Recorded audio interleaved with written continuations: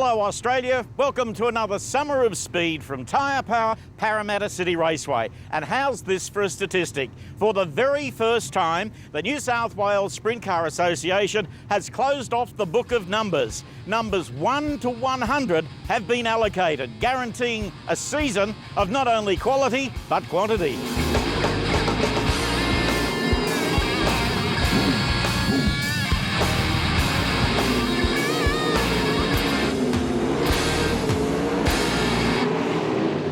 Here's a brief flashback to what racing looked like at Parramatta in the early days. Out comes Edwin racing first time around, first to jump out of the green, Stan Wallace through turns 1 and 2, and there's a whirlwind. Joining the ranks way back then was a 22-year-old named Max Dumsney.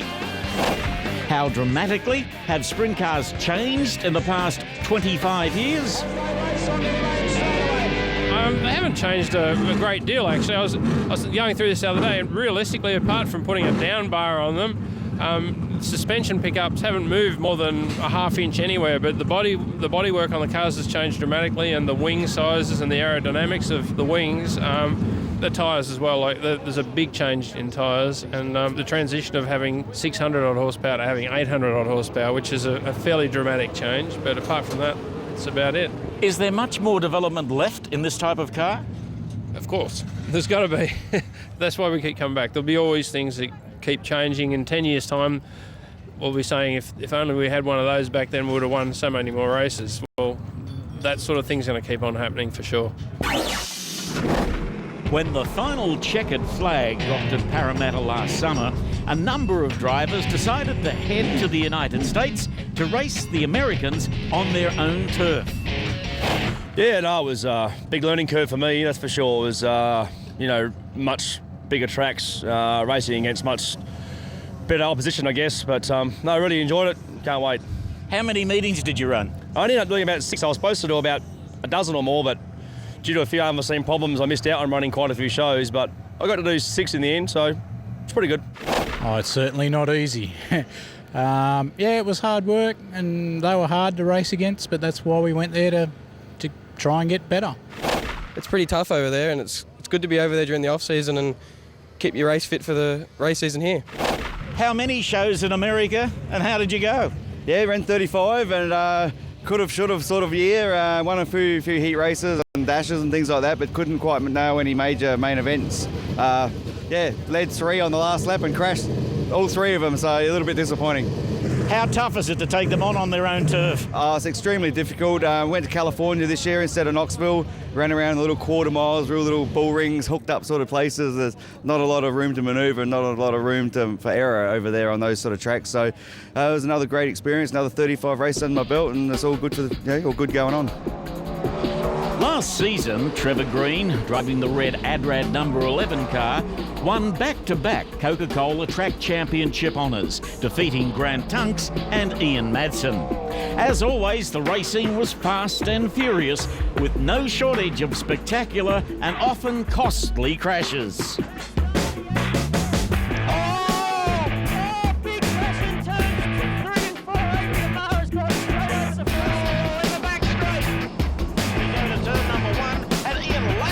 Is it upside down? In the back straight away at Tumbling. He's living dangerously here at PCR. Passing cars on the top side. Up and over he goes. 3 wide. Roddy Balboa went to go in underneath. Michael Matchett and also Mark Richards. Trouble! That is major. When you stepped from the car and looked back, did you think, oh, this is expensive? Yeah, straight away, whenever you're back into the wall there at that speed, you're going to do some damage. So it wasn't a good feeling. An overview of the repair bill, big ticket items? Yeah, in excess of 15,000. We've done a main chassis, $6,000. We've done a diff, which is around about 3,000. The front end, that's another 2,000. Tail tank, 2,500. Wing, 1,000. And the list keeps going on. And had you done a 410 motor, you could add it. Yeah, 50, 60. So thank God we're pretty good in that department. But the last thing you want to do is hit a wall front on, and you're going to look at cracking a block, and maybe a bill there around about $8,000 to $10,000 for a block.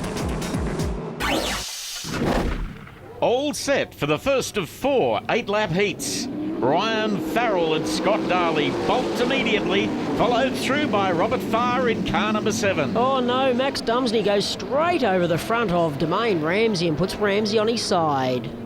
Not a way to start the opening night.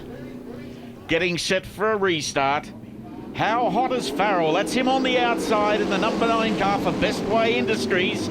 Earlier in qualifying, he set a new one-lap track record of 11.615 seconds. He's on fire tonight. Ryan Farrell's here this summer, really meaning business. Trouble for Robbie Farr in the East Coast Pipeline number 7, J&J. Still got the Gremlins. His next appearance will be in the C Main. So Ryan Farrell greets the checkered flags, takes out heat 1 in night 1 of the summer 07-08 season. Trouble in the back straight away. It's Farrell, isn't it? Sure is. Not too sure what's happened there. He's ended up upside down. Here's the Beverlite glass replay as we look back into turn 3. The other car there going out of the screen. Daniel Needham. So maybe there might have been slight contact between those two guys. For win a heat race, end upside down. That doesn't normally happen. Look at this. What did you do to me? There's a man who's won 30A mains talking to a kid who's at his 9th sprint car meeting. No great damage to either car. Time now for our next heat on the racetrack. Marty Perovich on the outside in the network painting number 17. He's got Ken Satori out of Western Australia on his inside. Craig Brady sitting back there in 3rd. Just behind them comes Ian Madsen. Looking very sharp tonight also is Trevor Green in the red Adrad number 11. At the moment he's in 5th. That means an automatic transfer to the main event. Guys really using every part of the racetrack here at the moment. Nice little cushion running around the top side as well, putting that big Hoosier right rear tyre against it. No change of order. Muscles, Perovich in car number 17. Ken Satori, Craig Brady, Ian Madsen and Trevor Green. Marty Perovich wins 100 metres to spare.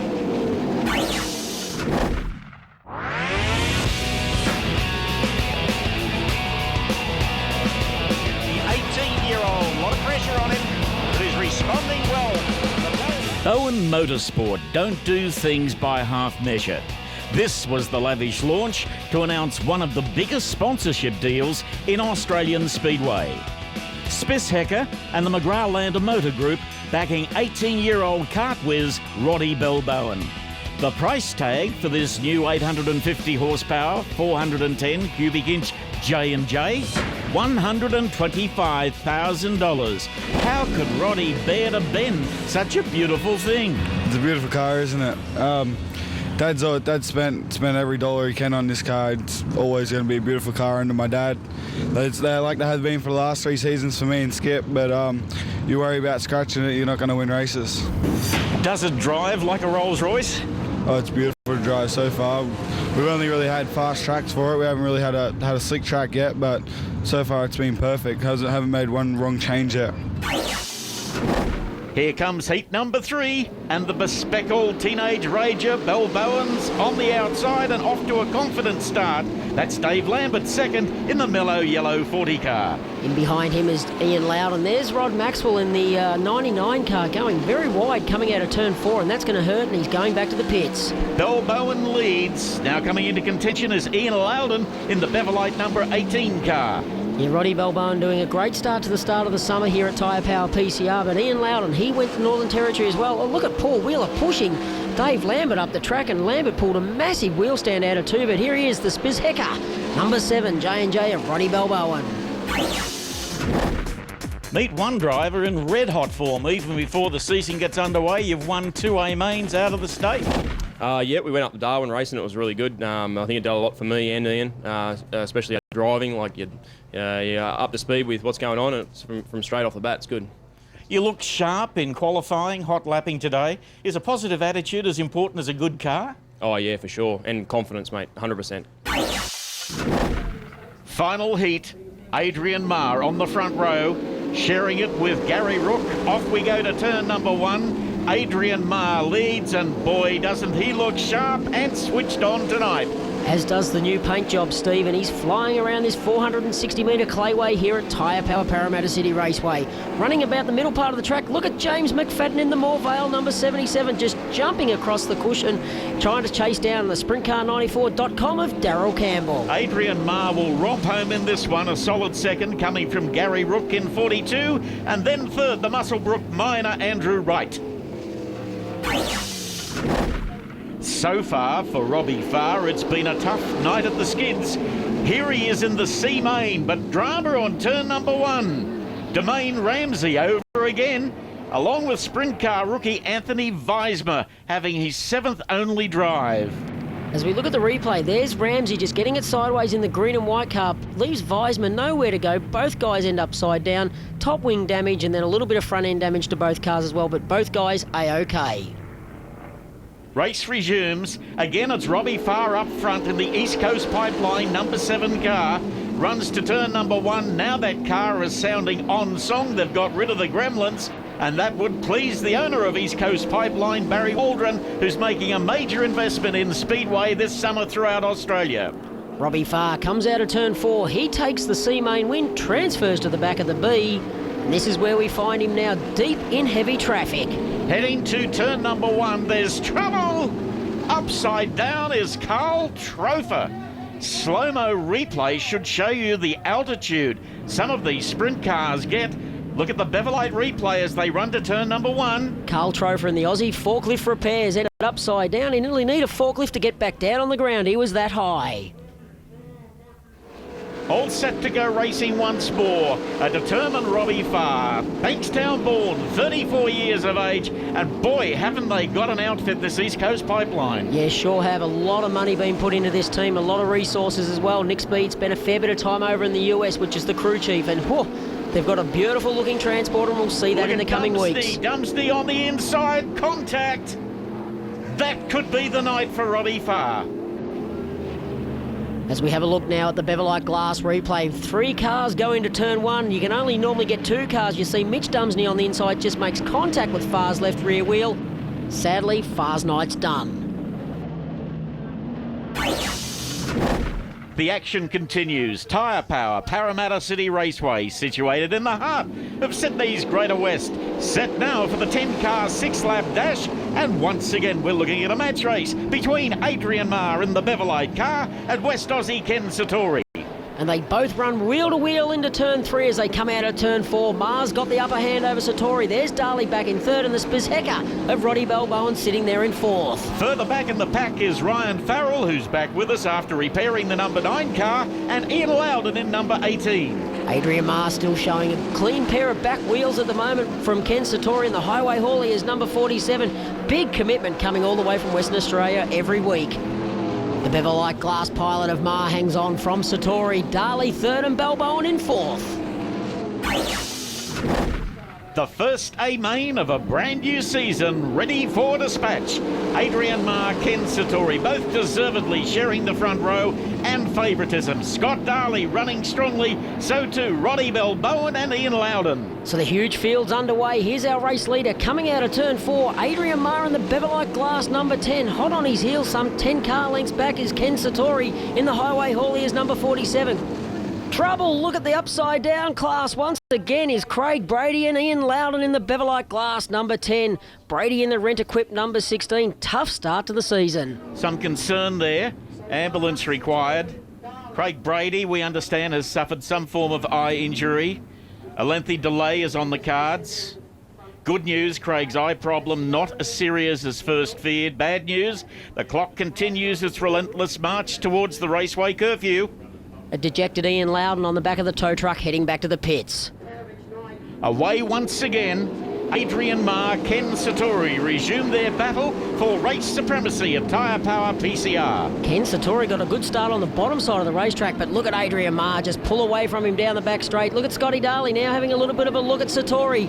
But Adrian Marr, he has got one very, very fast Maxim chassis this year, and he's really showing these guys if you can go and race in the Northern Territory, it plays a big part because you can be fast on the opening round of Tyre Power Parramatta City Raceway Coca-Cola Sprint Car Track Championship. Here is Marr, well and truly out in front.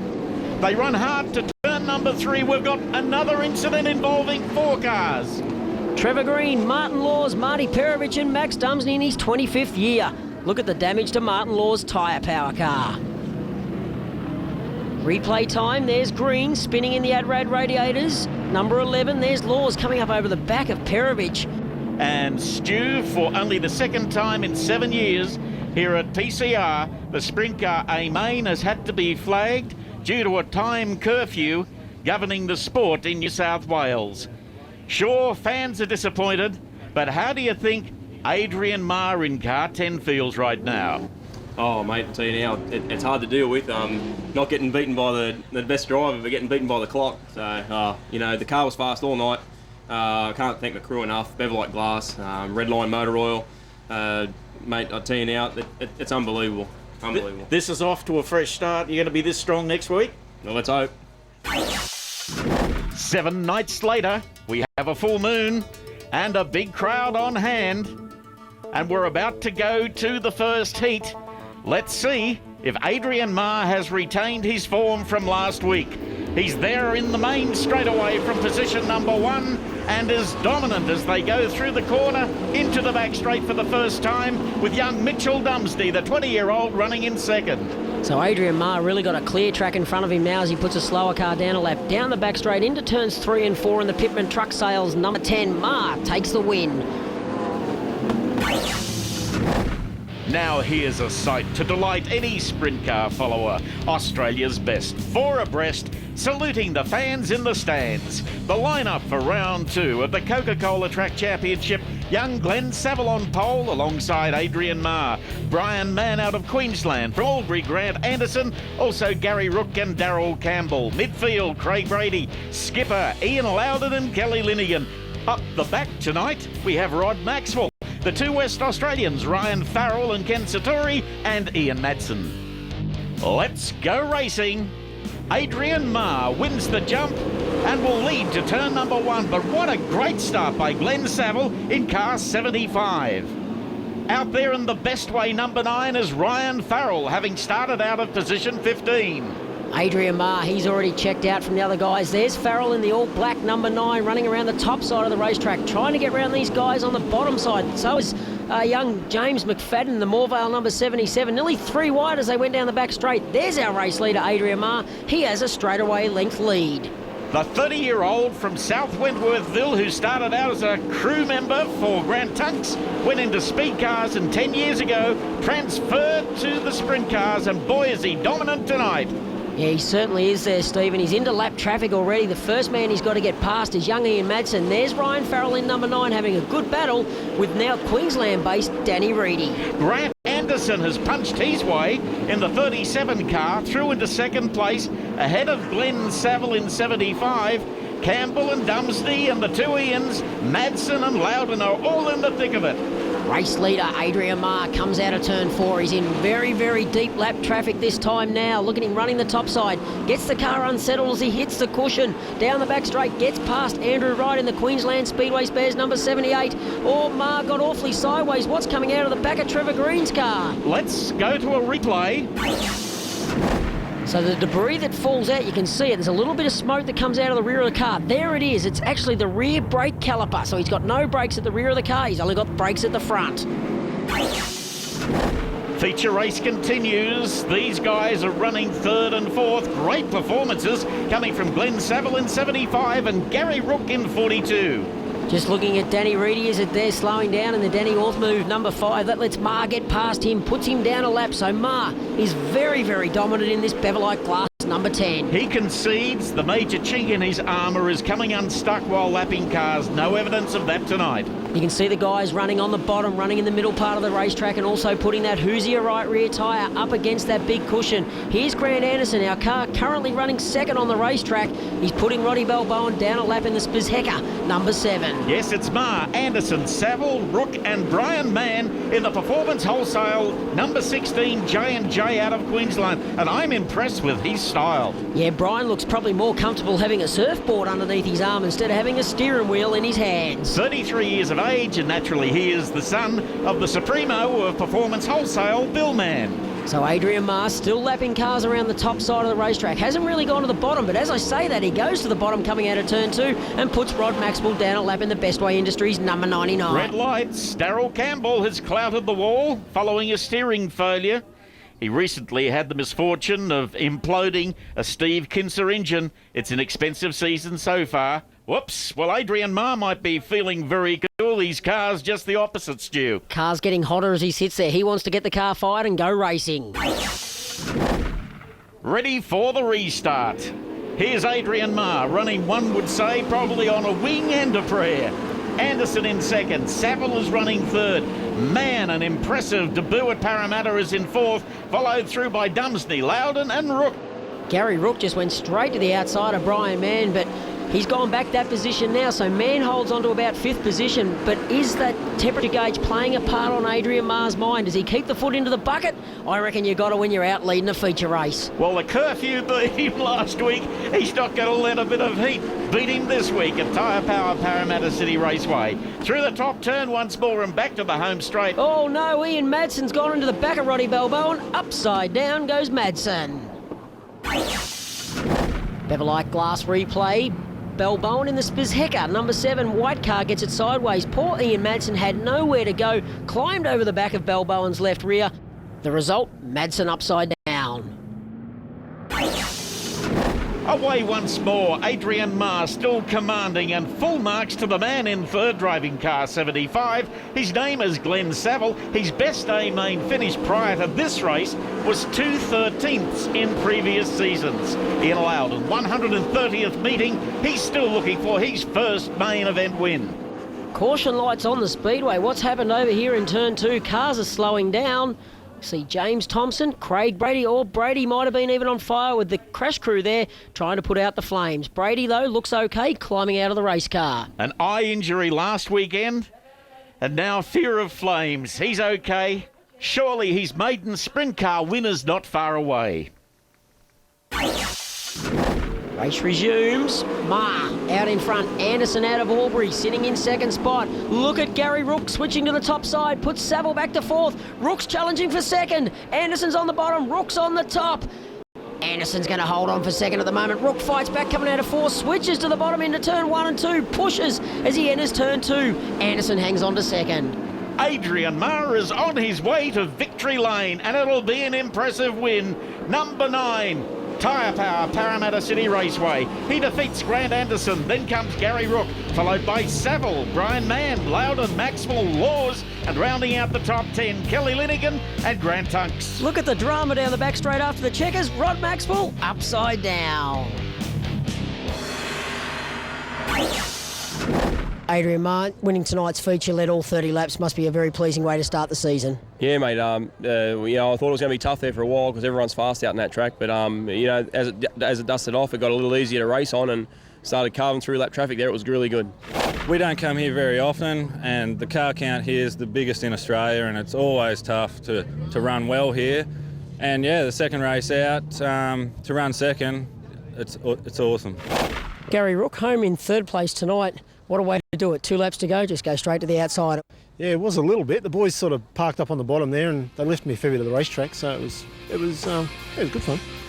This Saturday night sees the continuation of the Coca-Cola Sprintcar Track Championship, and on the 24th as well. And then on Saturday, December 1st, all roads lead to Parramatta for the Wanless World Series Sprint Cars.